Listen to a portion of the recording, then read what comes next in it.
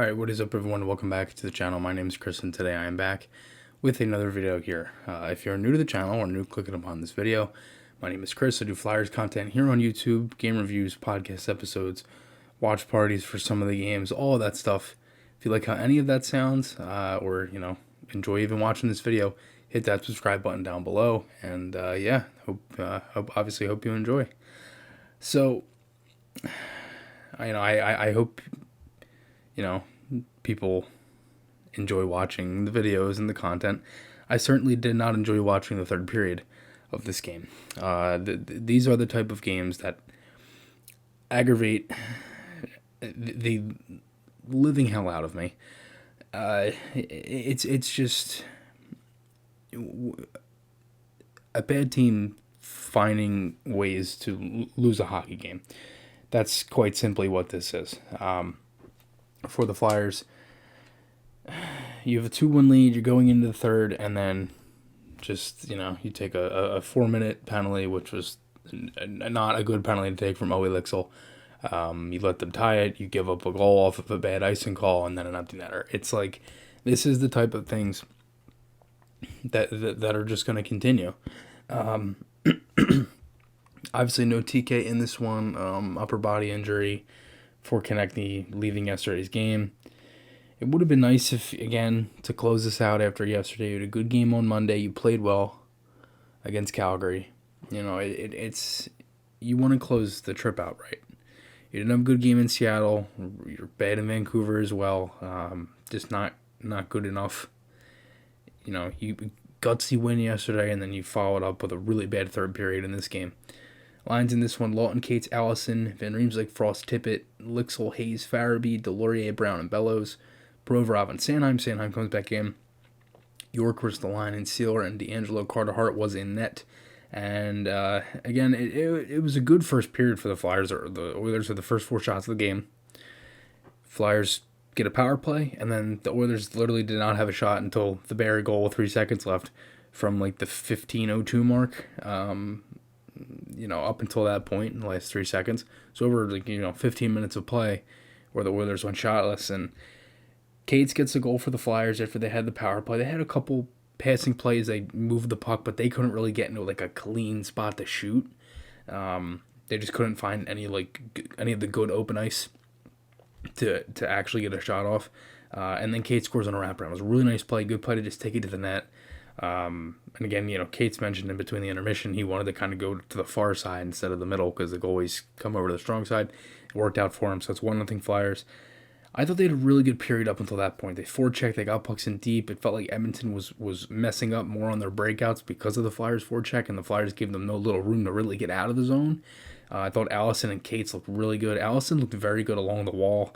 For the first 40 minutes of this game, the Flyers were winning because of their play along the wall. They were keeping plays in the corners, along the wall, winning the battles, getting back to the point, things like that. And it was all good up until the Farabee high stick. It really wasn't a play that Farabee needed to make. He looks so off, and I'm not going to say out of it, because I think he's trying, but I don't understand.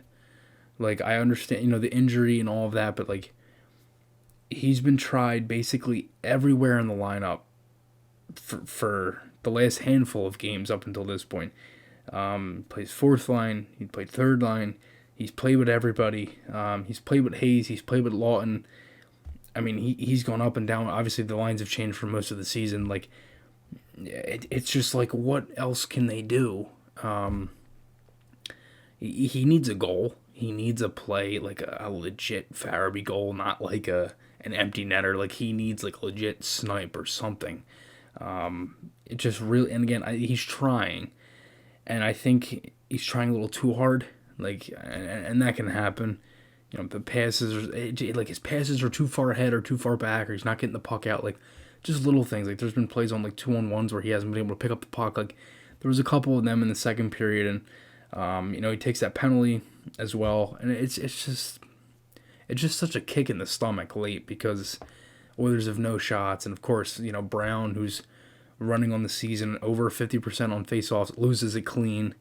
And, the Flyers aren't a good face-off team to begin with to the back of your net. So you go into the second 2-2, and you'd think, I felt like the broadcast was making it more of like that it would have been all Edmonton because they got that goal. I'm just like, if I was Torts, I would have just said to them, we dominated them for most of the period. It's tied now. Keep playing the same way. I mean, I didn't really see it any differently. Obviously, you don't want to give up that goal, and it's very unfortunate because you really should have been up 1-0. But it is what it is. Go out and keep playing. That's what they did. Tippett had a chance off the rush. Provorov had a really nice play. McDavid. I thought there was a lot of back and forth, like kind of sloppy play turnovers from both teams. I thought the Flyers did a great job on McDavid up until the third period. 2-1. Tippett scores. Beautiful pass from Hayes. Really nice shot from Tippett. Again, it was a tip, no pun intended on his name. Tip, kind of chop shot, or kind of just, sliced it. Lixel with his first initial point, nice play along the wall from him. And I didn't really think the Flyers gave the Oilers much room to do much in this period. Allison takes a penalty here on a trip. Delorier with a block shot, Lawton no stick, failed clear from Delorier. Hart had a couple nice saves, just gutty, gritty stuff. And that was what they did yesterday against Calgary. If Delorier, he was hurt, he hit the play with his hand. It didn't seem like that was going to be an injury. Hopefully it doesn't lead into anything else. We've seen Van Riemsdyk had the finger injury early in the season, so we've seen things like that before. Flyers will get a power play late though. Patrick Brown, I honestly think Patrick Brown's had a good couple of weeks here. Obviously, he's a fourth line guy and all that stuff, but he just on the forecheck and little things like that, he just does his job. And for a team that struggles in the faceoff dot, he's pretty critical in that area for us at the moment because we don't have as many centers.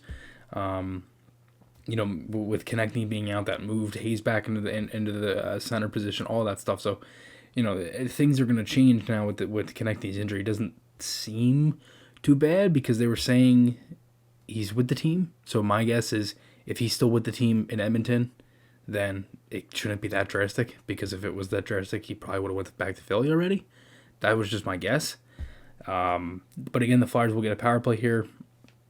Really didn't do anything on this power play, and that's the one thing with this team that would make them better is when you have a power play or have an at least chance when up a goal to add to it is to score, and they don't. McDavid hit the post, Oilers had some chances, and the Flyers were 16-0-1 going into the third when leading after 2 periods, and that's now gone. They're 16-1-1, at least regulation losses, and Oilers had some buzz. Again, just not a good penalty from Lixel to take.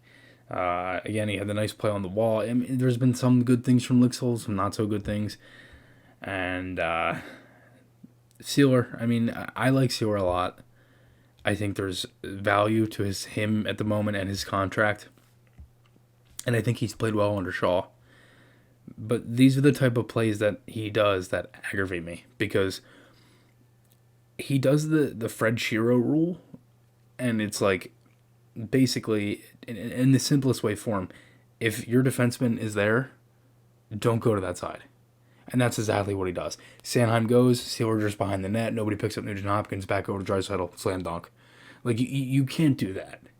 They have too many good players. I believe it might have been McDavid. It was either McDavid or Nugent Hopkins who passed it back to Draisaitl. But even still, you can't do that. You can't, swing to one side and then expect to just, there's nothing Hart could do. So it's 2-2. The Flyers, and then he had a nice block on Nugent Hopkins on the end of it because of a 4-minute penalty because the stick came up. So the double minor, Sealer with a nice block, McDavid stoned by Hart, or not really stoned, stopped. It was kind of a flutter puck. Frost and Tippett had a 2-on-1, really nice save by Skinner. That really changed the game, honestly. That could have been 3-2 Flyers. And then they score. And the Flyers were kind of stuck on their zone for a minute or two, and York had just come on the ice and just swatted it down for an icing. It's just why? It's why in the third period do we just turtle and just the end of the game, it's just we collapse and everything just goes bad. So he takes the icing and they score, and it's a turnover again. Nobody picks it up in the slot. Fourth line's out there. It hops over Brown's stick. Delorier's fighting for it. They can't get it, and it's in the net. It's 3-2. McDavid bounces off Sanheim. Money went off of Hart as well. And, of course, the Flyers get a 6-on-4 delay game.